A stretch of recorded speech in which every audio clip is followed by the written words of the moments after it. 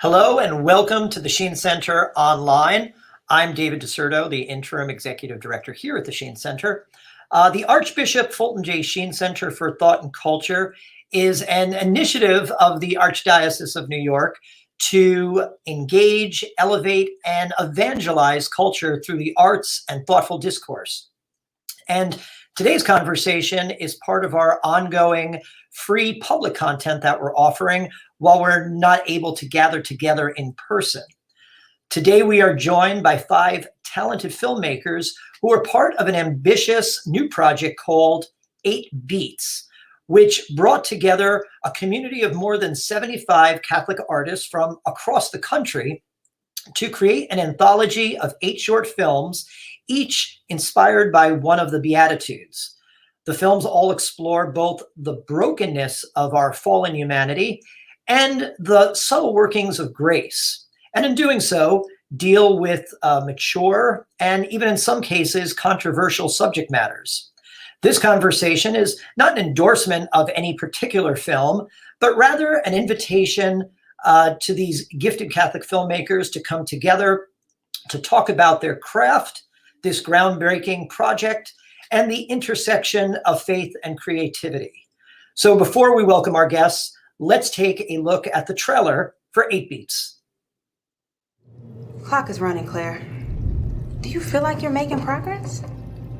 When you get out of here, what's going to stop you from... I had a dream. Last night I was dope sick.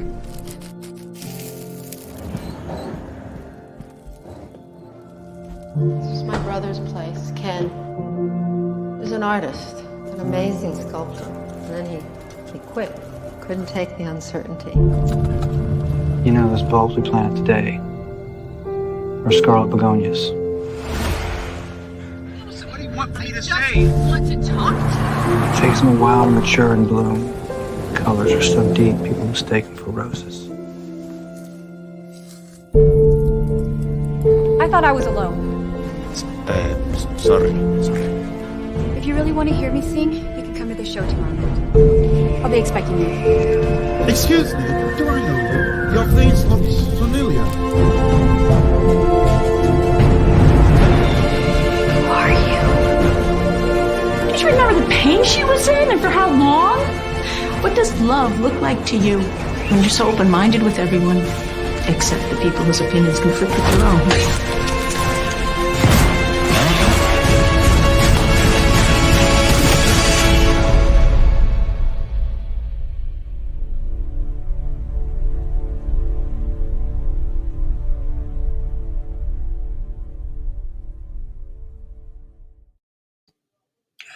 Without further ado, let's welcome today's guests, Sam Sorich, Dennis Demir, Sean Schiavolin, and Natalie Cordray.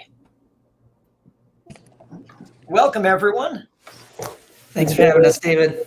Oh, no, it's my pleasure. And I should say that another one of your colleagues, George Simon, director of Almost Home, which is one of the films that we'll be highlighting over the next couple of weeks, wanted to join us today, but was unable at the last minute due to a film shoot.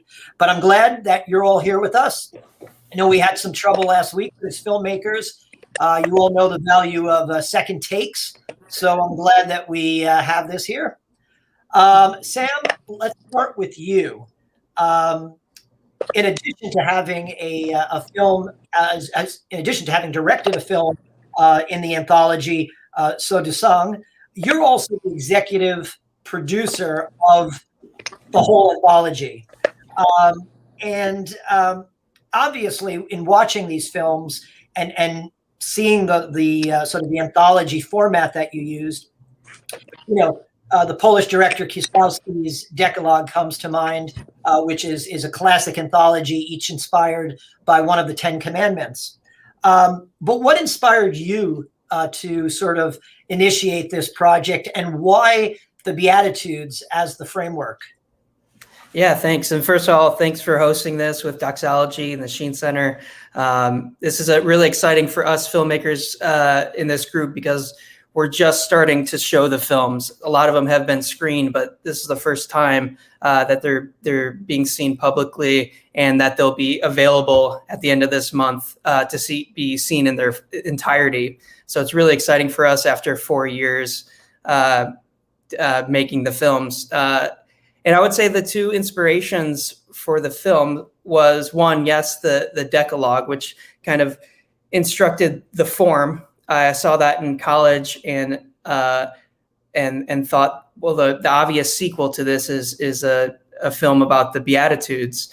And I think it's not coincidence. Dennis and Sean both came onto the project later. I never even met these guys, but they called me out of the blue. They heard about the project, and they said, oh, I've had this idea based on Kieslowski's Decalogue of an anthology on the 8 Beatitudes. So in a lot of ways, it was just in the air. It was ready for the taking, and we just kind of pulled it down, and we're ready to make it, or at least we began that journey. And the other side of that was the Catholic filmmaking circle is rather small. There's only a handful of people that we see making things, and yet that's a growing number. And we started a filmmaking forum online between Catholic filmmakers, because one, the filmmaking forum is very collaborative. You have to know people, and the pairing of faith and film is, it's kind of a rare thing. So meeting people is tough. So the online forum gave us this platform, but we needed a project. And I had, again, thought of, well, because we're so geographically separate, we needed something that could be broken up into bits and fragments, and this format just lent itself. And I think it also, we over time, we realized its power. We didn't really know off the bat how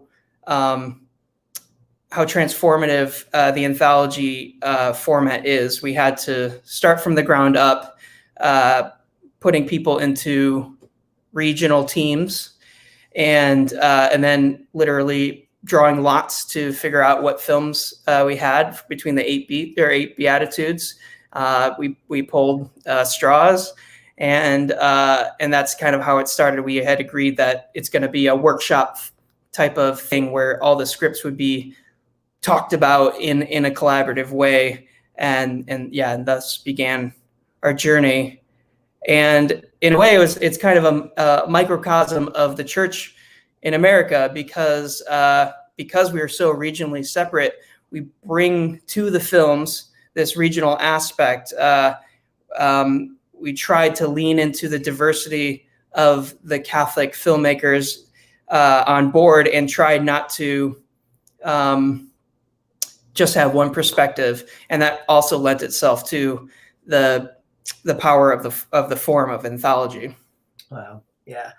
I noticed that you, in using the Beatitudes, you went for the version in Matthew. I guess Luke would have been, as an executive producer, would have been a little cheaper. There's only 4 Beatitudes listed in St. Luke's Gospel. While you say it was always conceived as a collaborative effort, and I want to get to the individual films, but if I could just ask you one more question about the big picture. You had always conceived it as a collaborative effort, but initially I read, your expectations were smaller, almost like a smaller film challenge type of, low budget thing.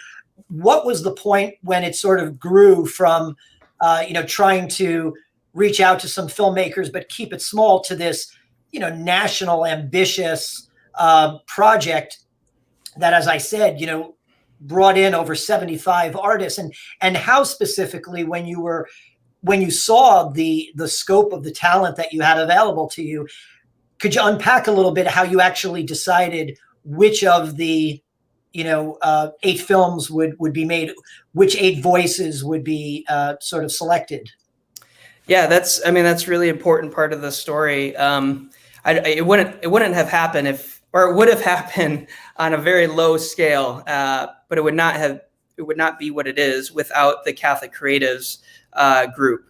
which the other executive producer was Anthony D'Ambrosio, and he started the Catholic Creatives community. We were roommates in college. We went to seminary together.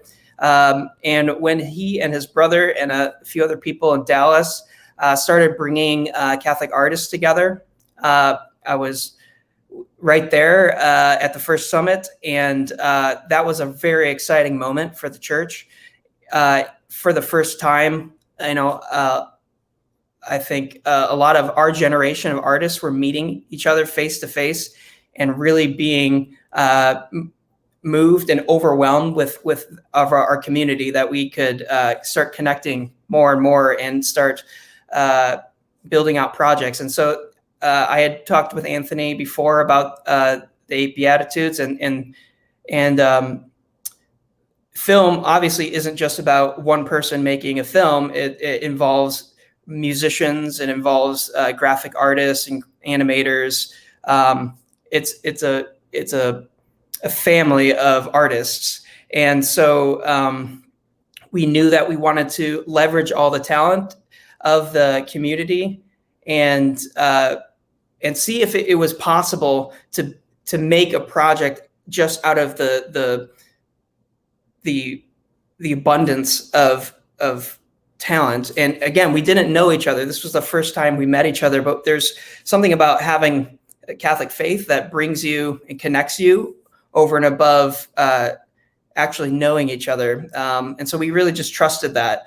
And so without the Catholic Creatives community, this wouldn't have happened, obviously. And without the generous supporters of our Indiegogo campaign, which raised enough money for us to start the films, that's how it was possible. Yeah.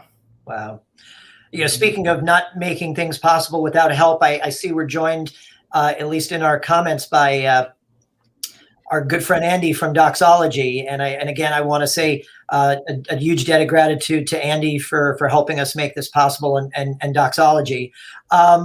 Okay, so let's start maybe bring in some of the filmmakers, and let's start with Dennis. Dennis, you were one of actually our earliest resident artists here at the Sheen Center. I think you were in the first year or two. And I know even back then you had initially been, toying around with the idea of this particular film and the concept of the Beatitudes. Can you talk a little bit about why you wanted to be part of this initiative? And also a little bit, obviously, about your film and what Beatitude inspired your film, Simon's Agony. Yeah, my film was Blessed Are the Poor in Spirit. I always reflect on this story because it's, as Sam said, there was something in the air. Sean, first time I learned that Sean also was excited about doing something based on the Beatitudes. The natural leap would have been from Kieślowski's Decalogues. What's another Decalogue like? Sort of, theological, filmable thing out there. And what we discovered, and I was at the Dominican School of Philosophy and Theology in Berkeley, Father Michael Sweeney and a few others, Ron Austin, Manuel, Nicole Zuger, and a few others. We would literally meet and this went over the course of years and years. We would meet and go on retreats, and we would be looking at what the Beatitudes could offer cinematically if we were ever to do this. But it was very theologically, reflective. We spent a lot of time sort of talking and thinking about it. And what was the discovery that we made ultimately was that the beatific essence was an act. And if an act, then filmable. So we said, okay, great. And now, where do you, I think our parameters were very rigid. When you begin with a sort of a theological concept and you try to cram it on top of life, we realized we were getting quite stuck. And what Sam and I think the Catholic Creatives group did, which was brilliant, which was they said, look, we're not going to worry that much about that component of it. The stories will come. We'll look at how to get the people together internationally. We'll look at, or nationally rather. Well, kind of internationally, I guess. Canadians count. but the idea was really kind of nice that the community is going to be among the artists themselves, and they'll bring the stories, and however that happens is really up to the teams themselves. And so somebody emailed me the Indiegogo campaign, I believe, and I have to be honest, and I have to say this every time I tell the story, is I was like mad. I was like, what? Like, this has been so close to my heart as when I was at the Sheen Center as a artist in resident. I was continuing that work. I was continuing to brainstorm. I had a list of like, and I still, kind of look at this list every now and then of all the different stories and where they would fit into the different Beatitudes in a modern day, from a modern day vantage point. And so I was mad, and I told Father Michael, who's just a great mentor and spiritual director in my life, and he's like, "Well, call him up, call him up." And so of course I pick up the phone and I call him up, and it was just such a kind of a stupid moment for me. It was like, well, of course, like, why am I getting worked up about this? I got to just call the guy. So I called him and we talked, and of course it was just I think it was like I felt an instant connection, and it was great. But all the teams were filled up, and so eventually it just happened that Team East, and I was I'm in Brooklyn, New York. Team East dropped out, and Sam calls me up a few months later, and he's like, "Hey, you want to do this?" And it was around Christmas time, and I said yes. And I had a story like literally in my back pocket. It was like one of those. In our microcosm, it was like that elevator pitch, with like the exec, and it's like, yes, I got it right here, and it was great. And Sam liked the story of the artist, and the story is about an artist who has no energy, has very few resources, doesn't even have the space, but he wants to complete a commission, and he does it despite all of the setbacks, and the poverty of spirit works into that because he's really led by something beyond him. All of the obvious things that should make him incapable of continuing forward do not deter him from moving forward.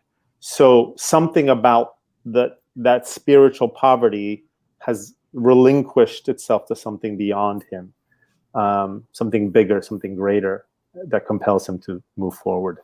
And that's the kind of the essence of the story.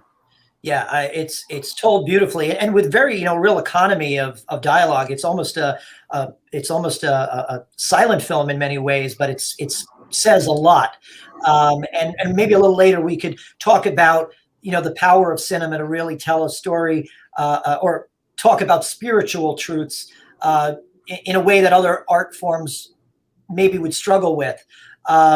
But I'm glad it all worked out, and I wanted to jump in. I didn't just like the film. I loved the film idea, and Simon's Agony has changed my life. I draw from that film so much, and I know it's available now to watch in the Eventive link. So anyone, please watch this film because it really encapsulates the spirit of 8Beats project. Yeah, I should say that anyone who wants to, view the 4 featured films or find out information about the entire anthology, if you go to the Sheen Center website, sheencenter.org, we have the link embedded to screen the films, and the film that is up first is Simon's Agony. We'll be releasing one film each Friday. Well, that's wonderful. So. Let's continue to go around the table virtually at least. And, Natalie, your film, Claire McKenna, we had the privilege of screening at one of our Justice Film Festivals. And it's a wonderful film. And it really deals with, in addition to the inspiration, the spiritual inspiration, it deals with the very timely issue of substance abuse. So I guess my question is the same as with Dennis. What was your entry point into this initiative? Why the subject matter that you chose, and what beatitude inspired the film?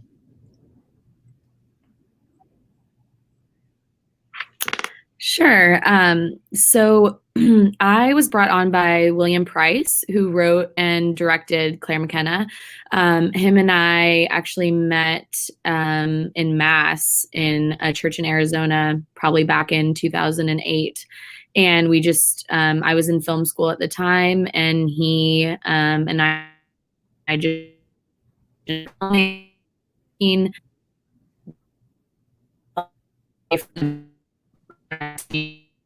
we're both living, working on a TV show out there, and he was working out there.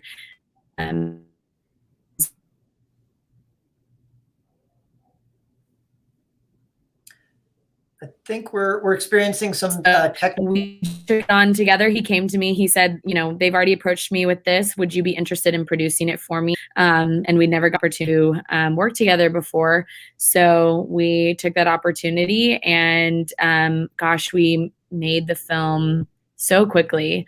I think from conception to first day of production, or sorry, not conception, but from when he brought me on to first day of production was probably 45 days. So we had a really great time making it together. We filmed most of it in Cincinnati, Ohio, and the rest, we had one scene in Nashville. But our beatitude was blessed are the meek. Oh, sorry, can you guys hear me? I'm looking now. I see you can't hear me. Now we can, yeah. Can you hear me? Yep. Okay, sorry. Okay, great.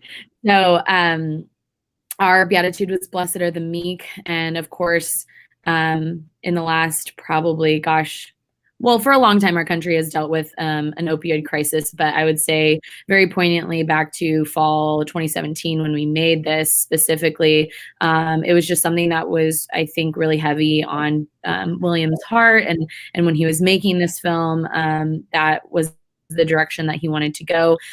Even the titling of the film, Claire, is a reference to clarity, and McKenna is an ode to Sister Margaret McKenna, who's just a warrior and champion for addicts. And we kind of tied that together. So yeah, it was really interesting. The place, one of the locations that we ended up shooting at in Cincinnati was actually had a lot covering addicts or current addicts living in the place that we were shooting at.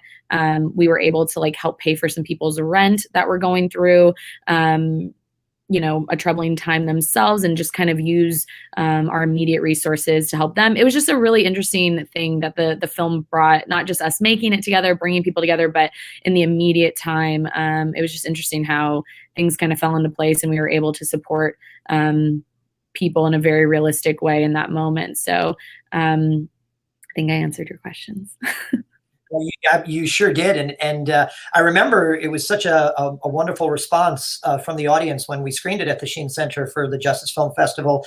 That was actually one of the earliest, that's when I think this whole project really first came on my radar, because I think that was one of the earlier films that was completed. And again, I thank you for correcting me. Just to be accurate, you were the producer of the film, and William Price had wrote and directed the piece, correct?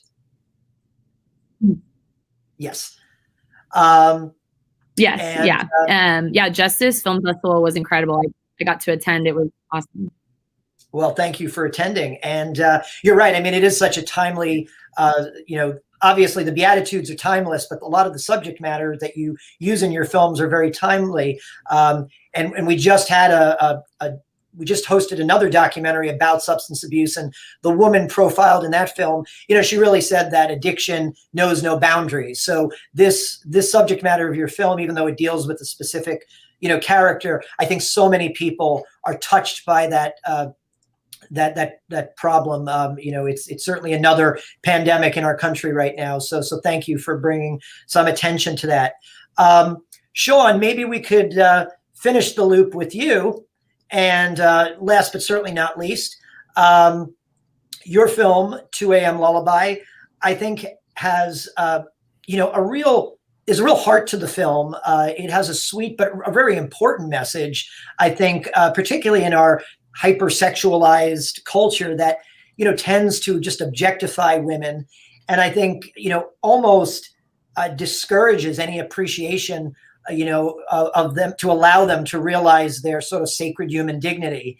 And I think this film does that in a very poignant way, obviously using music.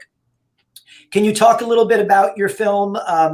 Again, how you got involved with this overall anthology, and again, which I'm trying to figure out which beatitude inspired. It's a little bit easier for some films, so I'm trying to understand which beatitude inspired your film. Thank you so much, David. So good to hear you got that out of our film. Blessed are the pure of heart, for they shall see God. That was the slip of paper that Sam pulled when he was sitting inside of his car. We were doing a video chat with the initial group when we all selected a beatitude. And you guys mentioned it earlier. Dave King and I are creative collaborators with 8 Films, and way before we started working together, like one of the first times we began our friendship, we were geeking out about Krzysztof Kieślowski, right? He's the filmmaker, the Polish filmmaker that made the Decalogue. And, out of that conversation, I recall very vividly Dave saying, like, wouldn't that be awesome to do a Beatitudes, a current, an American current Beatitudes version done in that same way? Because what we saw in Kieślowski was like, the pinnacle of filmmaking craftsmanship. And what I think that why we were talking about it is because, he sort of embodied a way to grapple with these issues, with theology, with the issues that we saw, like communicate. How does the church engage with the world? And so he kind of like embodied all this, and the guy was, openly grappling with his own faith, right? Like, I mean, Poland is obviously very Catholic, and it comes through. But it wasn't merely, these stories weren't merely about the commandments in general, right? They're about commandments taking place within Poland, within the context of their history, and how he saw them within their culture. So our film, 2 A.M. Lullaby, that was very much, like, that's an homage to Kieślowski, right? Like we set about going, and Dave wrote the screenplay for it. I directed it, and but it was always, that was our our leading light creatively, to sort of honor him and his work, and because it's a new community of people, we thought we'd get involved because there was like this community aspect, and we maybe wondered, maybe there was something we could bring something to bear by getting involved in it. The story itself, right? So the story itself is about a entertainer, a dancer, a singer who is really grappling with her identity. She's, we wanted it to be authentic regionally, and we decided we were going to shoot in Texas, in Austin, where I am, and so we made sure that it had a component that reflected that. So our singer is a Mexican American, a generational, like probably like second or third generation, and it's about her encounter at the theater with a fresher immigrant, a new immigrant, who's the night porter, the janitor there, and he overhears her singing this lullaby like it's like a lullaby a mom would sing their infant daughter. So, to me, our film is, it's very much about identity. I think discovering our identity right now, like as a woman, but also it applies to everybody. I think one of our biggest issues socially right now is because we're, is the biggest challenge is being able to discover who we are as individuals, and as a country. Obviously, we're sort of like all divided and very aggressive towards each other. And I think the power of human relationship in discovering faith and the role of family. These are themes that are all throughout 2 a.m. Lullaby, or that's what we intended to explore. And well, no, I think it certainly comes through, and it's interesting. The next questions I put out to everybody. So whoever wants to respond, please feel free to. Whether it's in a film like 2 a.m. Lullaby, which kind of touches on the sort of exploitation of women, or any of the other films in the anthology, they all deal with human brokenness in one way or another, and they deal with some dark subject matter, even some controversial topics. And I guess the question that I pose to you all is, if one of the purposes of an anthology like this is to use the medium of film to sort of shine the light of Christ, shine the light of the gospel into these, into our fallen human nature, do you feel that as Catholic artists, you have a responsibility not to shy away from those darker, more broken, some people, obviously would say even sinful aspects of our humanity? Is that what Catholic artists, who want to shine that light should be doing? Yeah, I think as Catholic artists, I think we have, we have something to offer the world. I think we should trust that, and our voices are important. So, in one regard, absolutely. But I think, it needs to, we need to bring something fresh to the dialogue. And we have that capacity to do that, something new, and to kind of enlighten the dialogue. Sure. Dennis, were you going to say something? Yeah, I think it's the John Paul II's letter to the artists. I kind of wish I had the quote on hand, but we had talked about that a little bit at the Sheen Center as well, in some forums. Christian Murphy's documentary was based around that, and what that points to is that there are really dark aspects of human nature that artists should not shy away from. The current models that exist simply focus on, the family movie and the clean Christian movie that dots all the I's and crosses the T's in terms of like always presenting the perfectly redeemable message.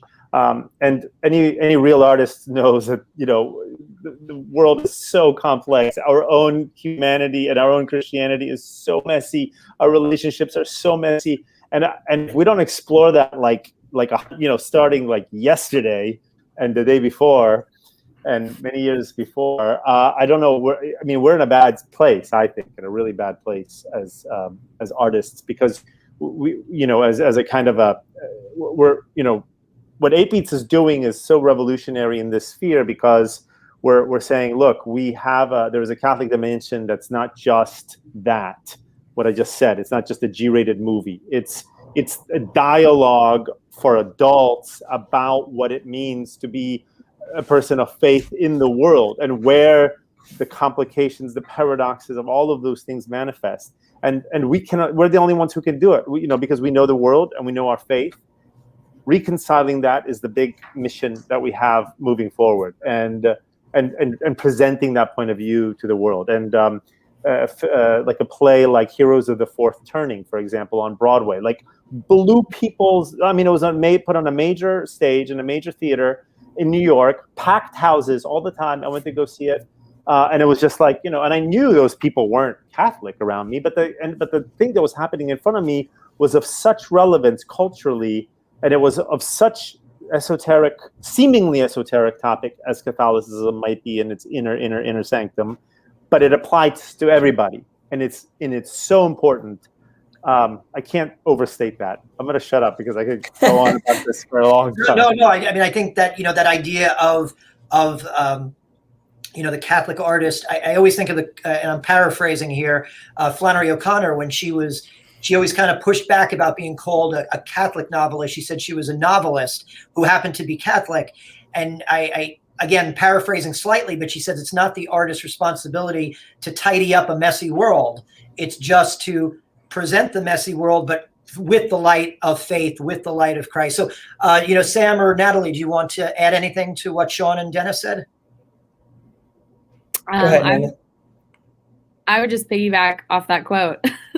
I very strongly feel like I'm a filmmaker who happens to be Catholic. And a lot of that helps me, I think, navigate what I do professionally. I'm a full-time filmmaker. And I think that it's unrealistic to think that, a lot of the movies that Dennis talked about, they're just not realistic. It's not realistic to the human experience. It's not realistic to even probably someone's faith journey necessarily. So actually a huge reason why I totally signed up for this was because when William was describing 8Beats to me in the project, there was so much freedom in the creation behind it. And there was so much allowance in what we were allowed to do, I guess. Because I definitely think that filmmaking as a medium is such a touching medium to so many people, whether they be Christian, Catholic, Buddhist, Muslim, whatever. And just being able to bring our experience and our faith background to a story, or in even just the way we feel it could touch someone or inspire someone, I think was my main motivation behind joining the project.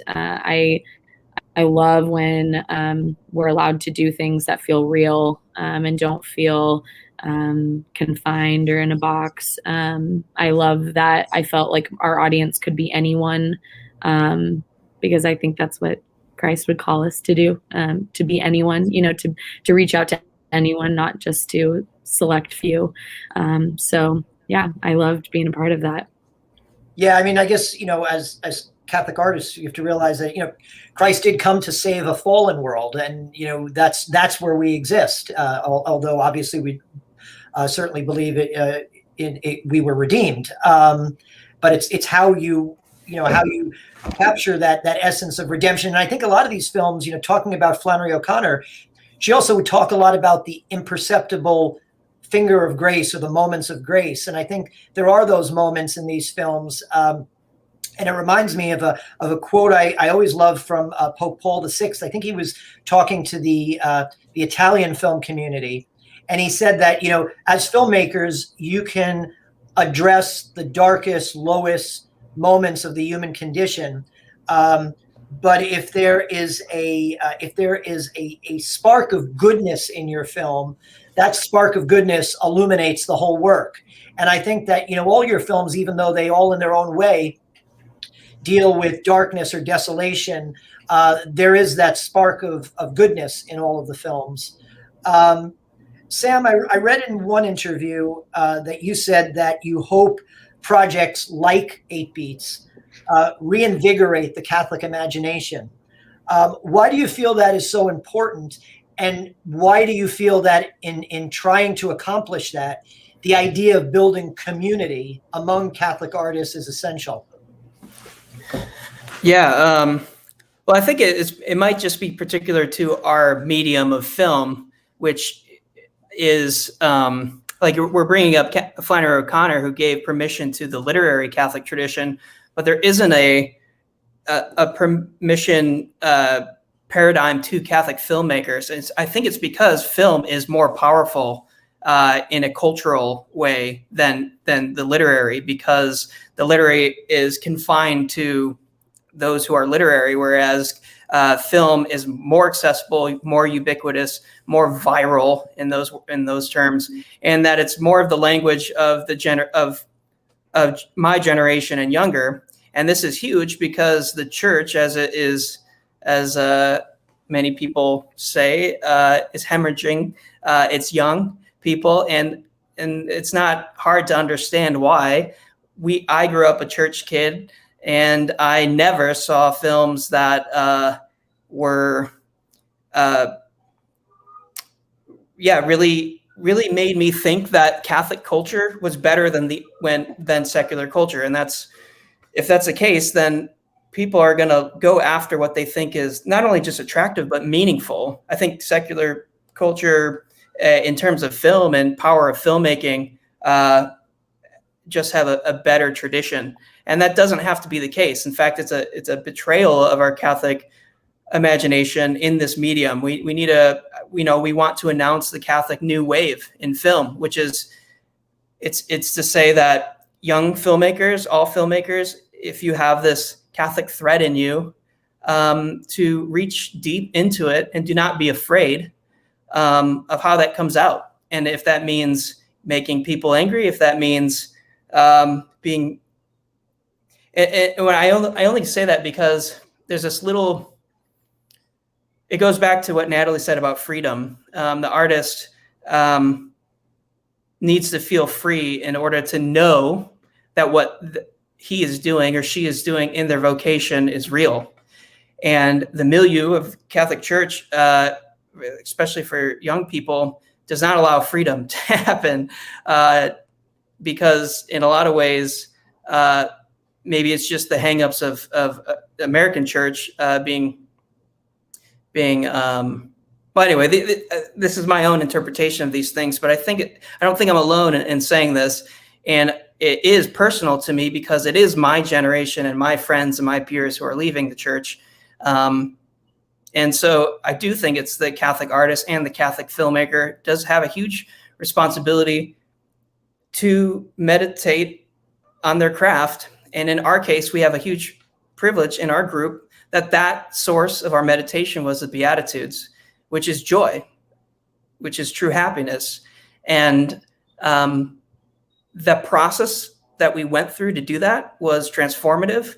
And that's the permission that we're giving other Catholic filmmakers, is to say, the process we went through, reaching out to each other, disagreeing with each other, going into conflict with each other, but still trusting the source, which is the Beatitudes, which was spoken by. The Beatitudes are only true because Christ said them, and they're only true because of the incarnation. I think that's the Catholic imagination, and to go into those creative spaces, create those creative spaces, and the art will be new. I think what we're doing is completely new because of the way we did it. You bring up some interesting points, and I guess, with few exceptions, faith-based films in general, and I would include both Catholic filmmakers and the wider Christian filmmaking community, tends to be a genre of good intentions, but less than ideal execution in many cases. And I think for many Christians who feel alienated from mainstream film industry, sometimes I think they accept it just because it doesn't offend them. But I think, I think many filmmakers, even the studios, are starting to realize that people of faith, specifically Christians and Catholics, are just as art savvy as anyone else. And it's doubly sad because the church has such a rich patrimony of creating such beautiful art.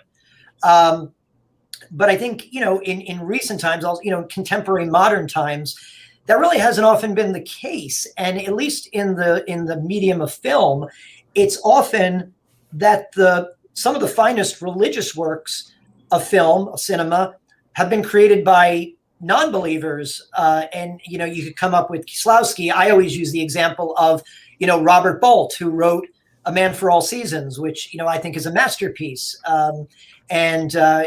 So why do you think that is the case?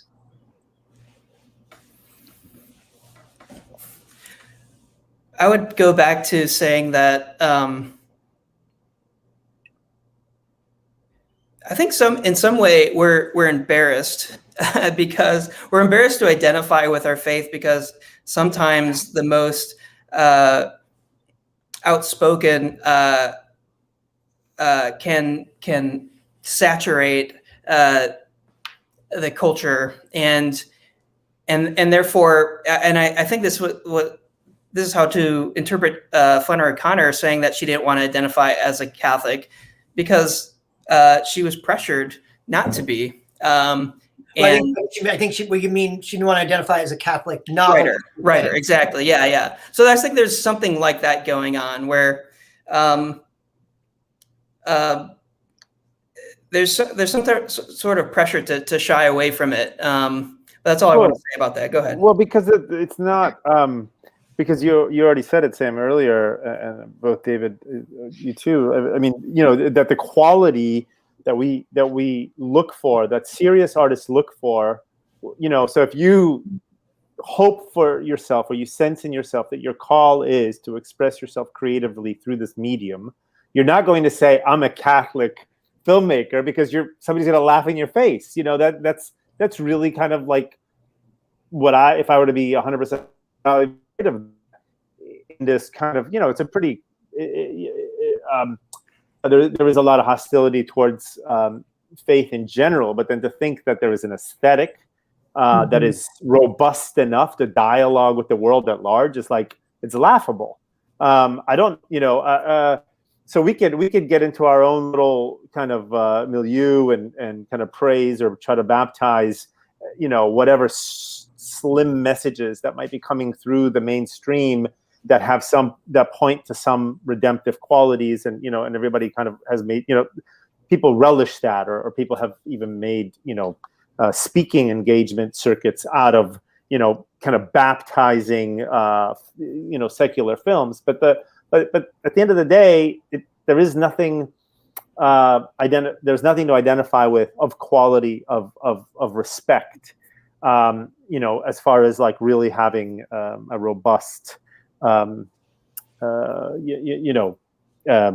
essence in the cinematic arts. We don't have that.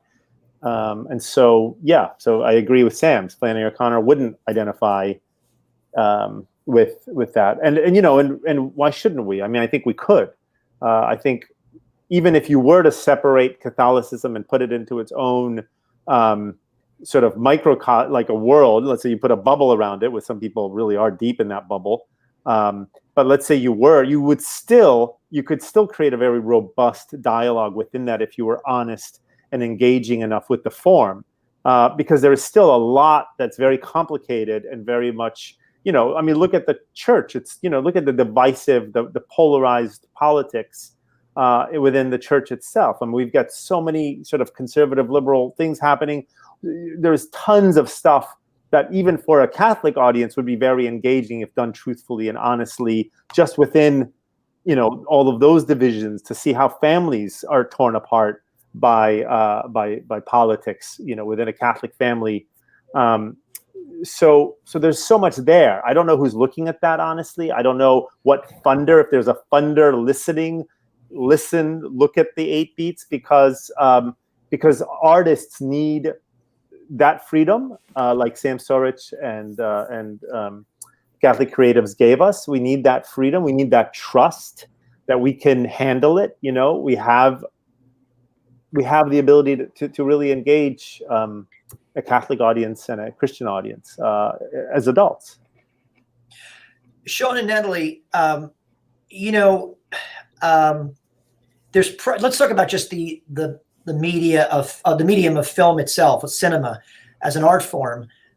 You know, when you look at the modern era, there's probably been more church writings about the art form of film and cinema than any other art form. I just comes to mind, Pope Pius's the 12's classic exhortation, The Ideal Film, which is really sort of a watershed moment in the church writing about film.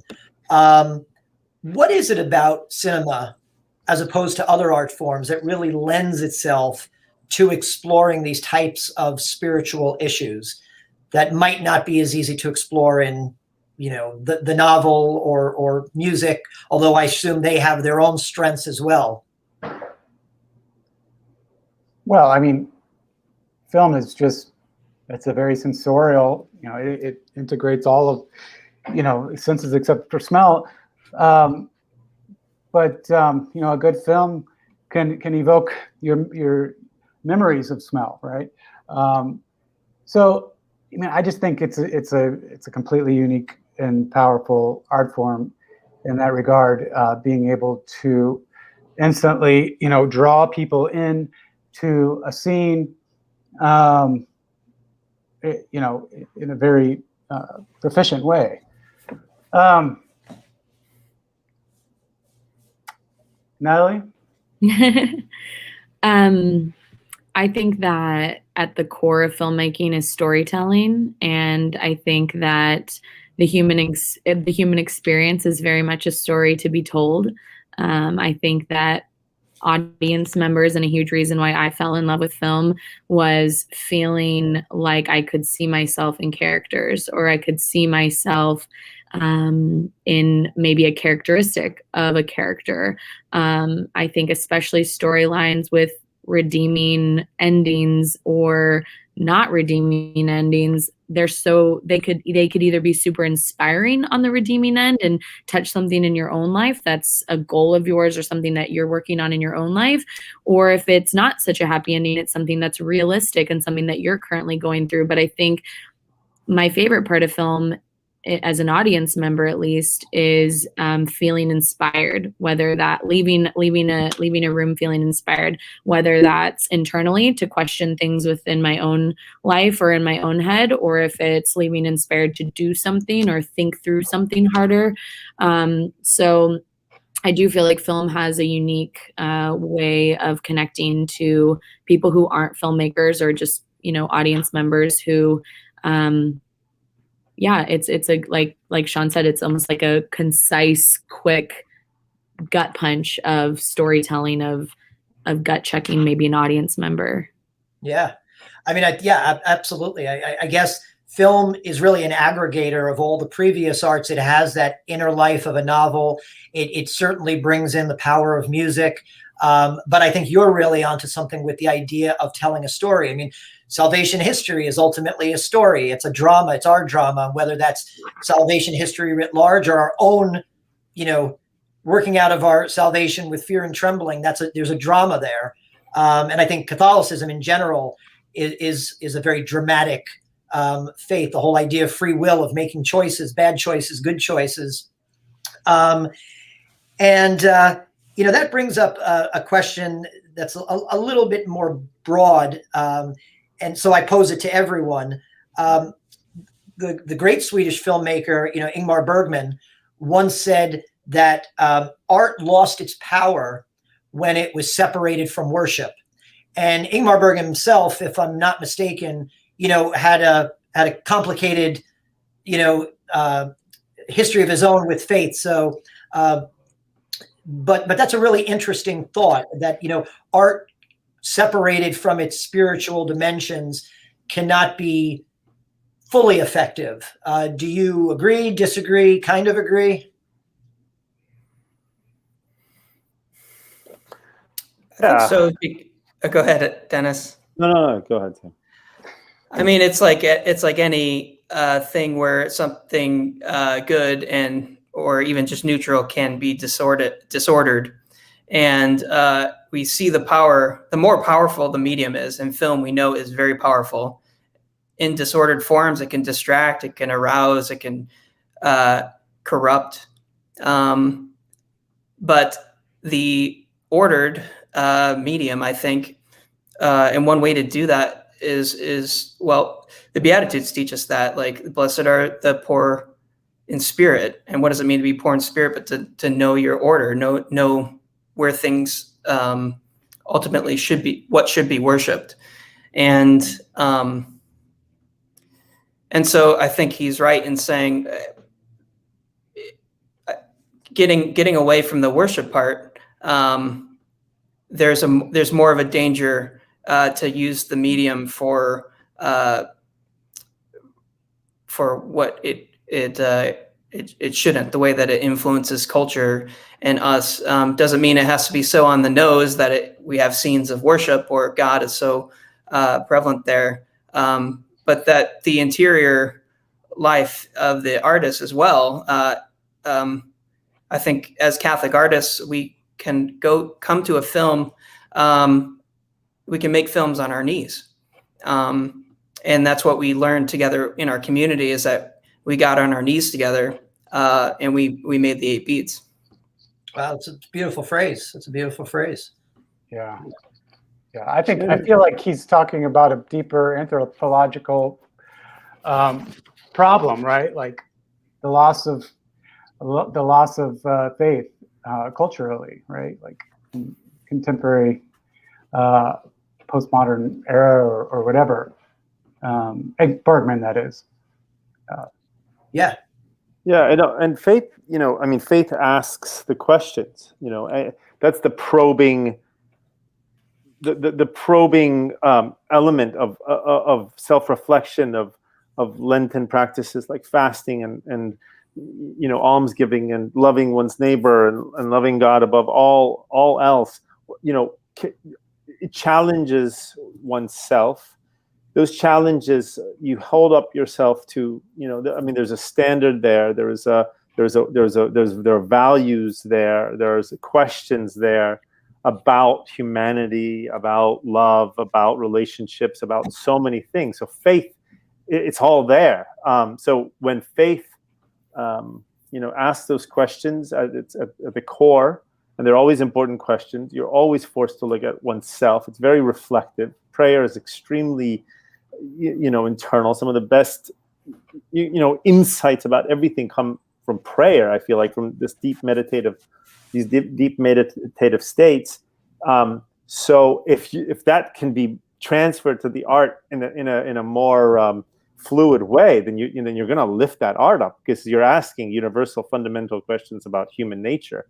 So you remove that, and then you have, what do you have? You have a lot of arbitrary stuff happening, flowing through the air. And a lot of sequels. You have a lot of sequels. And a lot of sequels. It's I think it's interesting how you say that. How the expression of art is linked with the deeper truths. Fulton Sheen, who obviously is the namesake of our center, Archbishop Fulton Sheen, said that you can never understand the art of an age unless you understand the philosophy of an age. And it's that play between the philosophy and the art. I would love to spend hours talking with you all. But maybe if I could get one more quick question in, it's kind of roundtable fashion. Dennis, I remember when we were privileged to have you as an artist in resident here, we had many wonderful conversations in the third floor kitchen about film. And I remember you saying one of your influences and inspirations was the Polish filmmaker Zanussi. So if I could ask, Dennis as well, but everyone else, who inspired you, whether it's a filmmaker, another artist, a Catholic artist, just a Catholic who was not an artist, whoever. Let's start with Sam. Okay. I would say at the moment, and I think it will be for the rest of my life, is René Girard, which the tie-in to 8 Beats then would be that the writer of the Decalogue, Christoph Piesowicz, said that his main influence for the Decalogue was René Girard, the writing of René Girard. And it just makes sense because Girard, a Catholic thinker, is revealing the hidden mechanisms behind human relationships. And like Dennis says, if a thing is actionable then it's filmable. And I think the work of Renee Girard can both give inspiration to the artist to show what to act and to how to film it, and for the audience to interpret works of art. Natalie? So my mom is an artist as well, and is who we converted to Catholicism, actually, and she was kind of the pioneer of that in my family at an older age, as far as I was, and she's also an artist, and so much of even in the making of a lot of Claire McKenna and jobs that I've taken. She's just been a wonderful influence to me, and I'm so lucky and blessed to have her as an incredible influence in my life. So yeah, my mom. Wow, that's a wonderful answer. Yeah. Sean? Yeah. You know, we mentioned Kozlowski already in terms of film. If I definitely recommend him, but you know, and we also talked about Flannery O'Connor. I mean, I can't think of anybody who so dedicated to their craft and to their faith and into discovering and revealing these truths of our theological tradition, that was able to get that into the secular world, into you know, the world at large, and to really have people grapple with that. I think in just a genius way, so yeah. There you go. Yeah. Well, you know, speaking of inspirations, I mean, obviously two of mine, one would be John Paul II. And in that letter to artists that I believe Sam referenced earlier, you know, he did say that artists need the church, but the church also needs artists.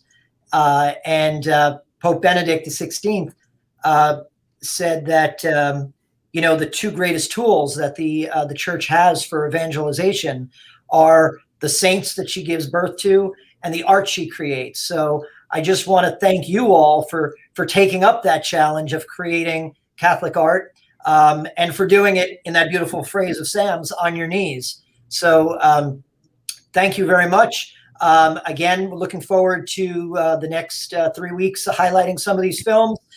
Again, if anyone is interested in screening the films, finding out more about the anthology, if you go to sheencenter.org on the 8Beats event page site, there is the link that you can click through to watch the 4 featured films.